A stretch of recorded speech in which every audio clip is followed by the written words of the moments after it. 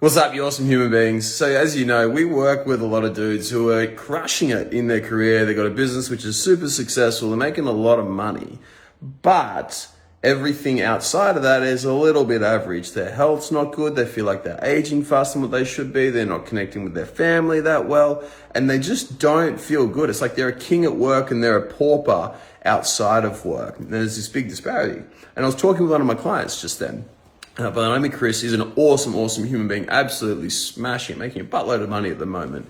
We have doubled his income in the last, 6 months. He's crushing it. He was already making good money too.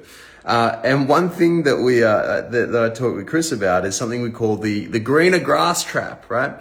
Chris said to me, "Is like, James, if I was in a different industry, I'd be able to make more money, And why is it that whenever I see that, when I'm running a business of my own, I look onto somebody else's business and I'm saying, fuck, if I did that, I'd be so much better off." It's what I call the greener grass trap. And here's why. Have you ever seen cattle? Like, I grew up on a farm, so I use a lot of farm analogies, right?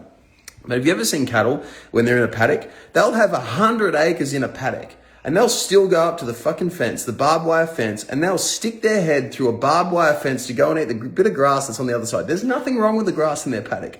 But every time they go, they just want that grass which is on the other side of the fence. You see it all the time. Big cattle heads. Have you ever seen a cow? They've got massive heads, big heads, and they squeeze it through this tiny little gap in the barbed wire fence to go and get that grass. That's what we're doing there.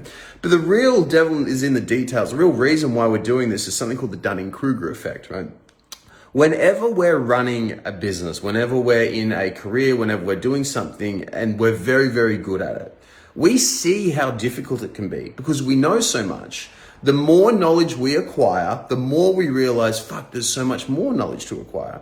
For example, have you ever talked to someone really stupid before, right? For example, someone talking about how easy it is to solve climate change or how easy it is to solve all the indigenous problems in Australia, and how to solve homelessness and these really incredibly complex problems. And they say it's super easy.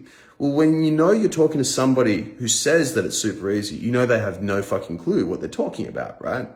And so when we simplify or have someone who simplifies these problems, it displays how little knowledge they have. But when we know a lot about a certain area or a certain topic, we realize how little we know at the same time, if that makes sense, right? The more you know, the less you think you know. And that is what's called the Dunning-Kruger effect. The less you know, the more you think you do know. And so how does this apply to us in our businesses, right?